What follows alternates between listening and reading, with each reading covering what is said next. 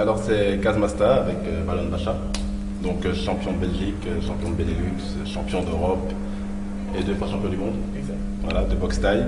Donc voilà, Valon Bacha pour DKM Magazine, dans la salle de Queensberry, interview exclusive de Valon. Ok, alors Valon, bonjour. Bonjour. Dis-moi donc quel âge tu as? J'ai 31 ans. 31 ans? Oui. Pour quel poids? 70 kilos. 70 kilos? Oui. Et tu suis un régime spécial ou? Toujours, en tant que sportif de haut niveau, on est obligé de suivre un régime bien particulier, de faire attention à ne pas manger Trop de graisse, voilà, toutes des crasses, des snacks, etc. Il faut éliminer tout de suite Ok.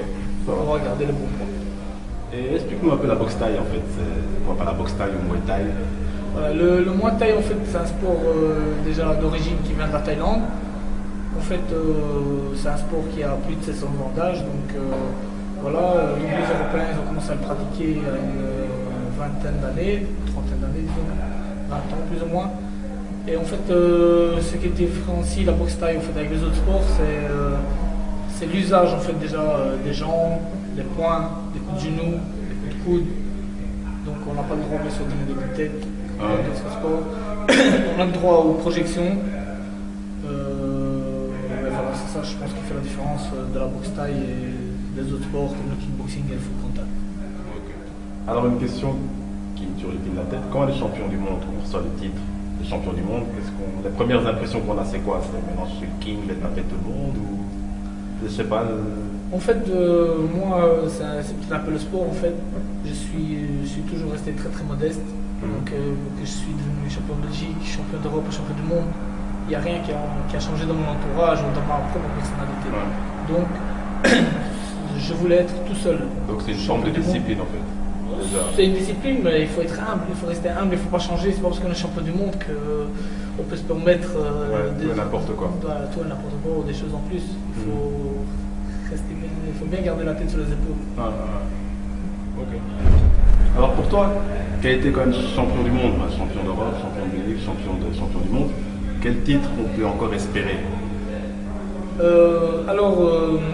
Tous les boxeurs, après avoir été champion d'Europe, champion de Belgique, champion d'Europe, champion du monde, on rêve bien sûr tous d'aller participer donc, au K1 Max, qui s'appelle le K1 Max, donc c'est au Japon, donc c'est à Tokyo. Il y a pratiquement les meilleurs boxeurs au monde qui sont réunis dans un tournoi qui s'appelle le K1 Max. Donc, voilà. Tous les boxeurs ils rêvent d'aller là-bas, pas spécialement parce qu'il y a de l'argent, etc. Mais c'est vraiment un prestige en plus d'être champion du monde. Voilà. Donc moi j'ai été champion du monde, mais la seule chose que je n'ai pas qui me manque, voilà, c'est le K1 Max. Ok. Et pourquoi tu n'as pas encore tenté justement cette expérience, vu qu'il te manque ce titre-là? Pourquoi pas encore essayer de l'avoir ou d'aller? Mais alors on pourrait laisser la faute à la chance, mais c'est un peu trop hasardeux disons.